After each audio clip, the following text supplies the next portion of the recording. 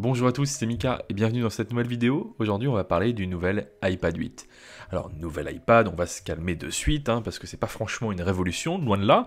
C'est le simple descendant de l'iPad 7 qui faisait office d'entrée de gamme. L'iPad 8 poursuit cette lignée d'entrée de gamme avec un tarif très abordable qui démarre à 389 €.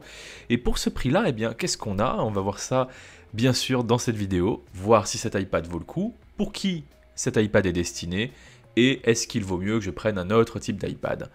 On va voir ça ensemble dans cette vidéo.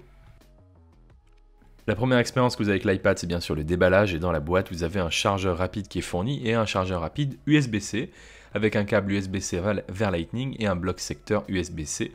Il faut savoir que c'était à l'époque fourni qu'avec les iPad Pro, donc c'est toujours ça de gagner, surtout qu'il supporte la charge rapide.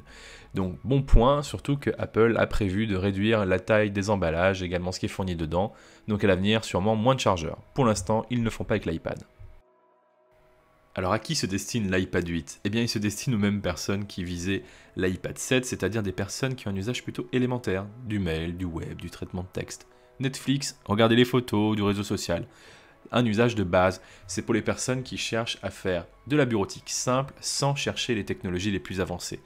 Ça ne veut pas dire que c'est un iPad au rabais, loin de là. Vous avez toujours un bel écran, un design plutôt agréable à regarder, vous avez des performances excellentes avec une puce qui est quand même très avancée, c'est l'Apple A12, c'est la nouveauté majeure, et je dirais même que c'est la seule nouveauté de l'iPad 8 par rapport à l'iPad 7, c'est cette fameuse puce Apple A12.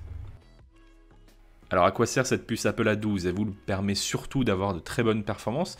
C'est une puce qui est sortie en 2018 avec les iPhone 10S et 10S Max, qu'on a retrouvé sur l'iPad Air 2019 et qu'on retrouve à présent sur l'iPad de 8e génération.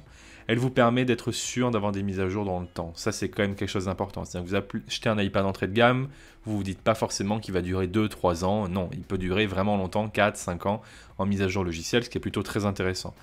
Par exemple, aujourd'hui, l'iPad 7 était fourni avec une puce Apple A10. Il est compatible avec iOS 14. La puce Apple A10 est sortie en 2016 avec l'iPhone 7, donc elle a déjà 4 ans. Donc on est sur des performances qui sont excellentes, un support logiciel qui sera excellent. Vous êtes donc sur une tablette qui est faite pour durer, même si elle est d'entrée de gamme. Même s'il s'agit d'un premier prix dans la gamme iPad, l'iPad 8 n'est pas du tout au rabais en termes d'accessoires. Vous pouvez brancher un Apple Pencil ou un Smart Keyboard dessus pour avoir plus de productivité. En fait, l'iPad classique peut se reporter sur plusieurs personnes. Les personnes qui veulent juste quelque chose pour consulter les mails, internet dans le lit ou dans le canapé en chill, voilà, on ne cherche pas quelque chose de très avancé. Et également pour les personnes qui veulent quelque chose d'un peu plus poussé pour la prise de notes, taper des dissertations par exemple pour les écoliers ou les étudiants. Au niveau des reproches, on peut reprocher à l'iPad 8 ce qu'on reprochait à l'iPad 7, ce qu'on reprochait à l'iPad 6, c'est-à-dire un design qui commence un peu à traîner dans le temps. Alors, certaines personnes s'en fichent puisqu'ils veulent simplement un iPad simple, et bien justement c'est le public qui est ciblé, mais on peut quand même se dire que même à un niveau entrée de gamme, on pourrait s'attendre à avoir un iPad avec au moins un écran laminé. Alors un écran laminé, c'est quand vous avez la vitre et le LCD qui sont fusionnés les uns aux autres, ça permet de réduire les reflets, et d'améliorer la qualité de l'image, puisqu'on n'avait plus d'air entre la vitre et l'écran. L'écran laminé était introduit avec l'iPad Air 2, et aujourd'hui, avec l'iPad 5, le 6, le 7 et le 8, Apple a abandonné ce type d'écran tout simplement parce que ça coûte moins cher à fabriquer, tout simplement. Mais en 2020, c'est vrai que je trouve ça un peu dommage de ne pas avoir un écran laminé, surtout avec un iPad aussi performant. Certes, il n'est pas forcément nécessaire de revoir le design de suite, mais au moins quelques petites touches auraient permis de donner vraiment un sacré coup de jeune à cet iPad.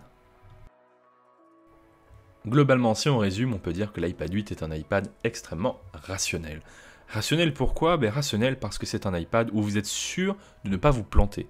Tout simplement parce que si vous avez un vieil iPad 2 par exemple, un iPad 3, ou qu'un de vos parents a ça, vous pouvez vous dire, là vous faites un achat où vous êtes sûr de trouver le bon choix au meilleur prix. Parce que le rapport qualité-prix de l'iPad 8 reste quand même excellent. Vous avez une super puce, au compromis d'un design qui n'est pas le plus avancé. Mais au fond, est-ce que beaucoup de personnes s'en fichent? Eh bien, je dirais qu'une majorité de personnes qui vont cibler ce type d'iPad s'en contrefichent. Les personnes qui vont être sensibles sur la qualité de l'écran, sur le design, sur les technologies les plus avancées vont cibler d'autres iPads qui sont moins abordables, mais qui offrent ça, comme par exemple l'iPad Pro ou le nouvel iPad Air.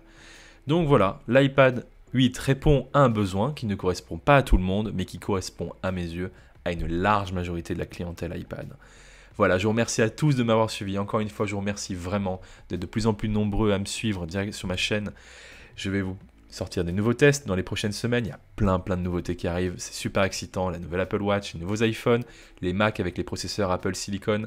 Beaucoup de nouvelles actualités et je serai ravi de partager tout ça avec vous. Merci à tous de m'avoir suivi et rendez-vous très vite pour de prochaines vidéos.